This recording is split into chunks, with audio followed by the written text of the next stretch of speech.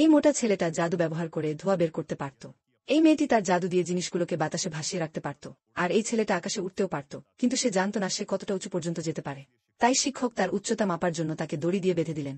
যেই মুহূর্তে দড়ি শেষ হয়ে আসছিল ছেলেটা নিজেই থেমে গেল। শিক্ষক দড়ি ছেড়ে দিলেও সে উপরে গেল না।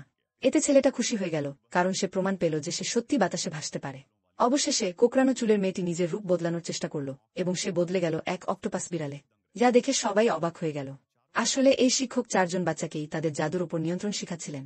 এদিকে স্কুলের সবচেয়ে মেধাবী মেয়েটি একটি কালো জাদুর বইয়ের ফাঁদে জড়িয়ে পড়ছিল। সে যেখানেই যেত বইয়ের আত্মা তাকে অনুসরণ করত। কালো জাদুর লোভে মেয়েটি নিজের শরীর সেই আত্মার কাছে সঁপে দিল। এখন সে সম্পূর্ণভাবে কালো জাদুর নিয়ন্ত্রণে। পরের দিন স্কুলের বর্ষপূর্তিতে সেই মেয়েটি সবার সামনে জাদু দেখাতে এলো।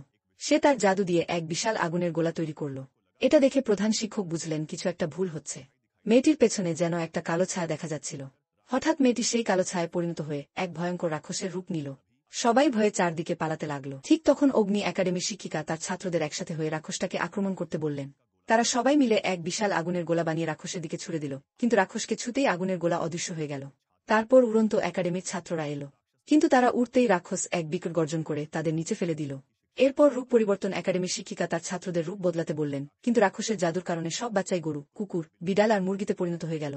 এখন তারা আর কোনো কাজেই লাগছিল না। শেষ ভরসা ছিল শক্তি একাডেমি। তারা জাদু ব্যবহার করে রাক্ষসটাকে চারদিক থেকে টানতে শুরু করল, কিন্তু এতে রাক্ষসের আরও 3টি মাথা গজাল।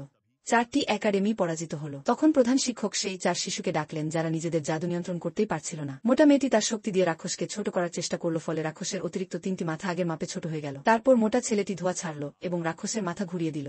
শিক্ষক উঠতে জানা ছেলেটিকে ডাকলেন। সে উড়ে রাক্ষসের পেছনে গেল, কিন্তু রাক্ষস যখনই তাকে ধরতে যাচ্ছিল মেয়েটি তার জাদু দিয়ে একটি ভারী বস্তা রাক্ষসের দিকে ছুড়ে দিল। বস্তার ওজনে ছেলেটি মাটিতে পড়ে গেল। অবশেষে কোকড়ানো চুলের মেয়েটি একটি কালো বাদুর বিড়াল রূপে রূপান্তরিত হল।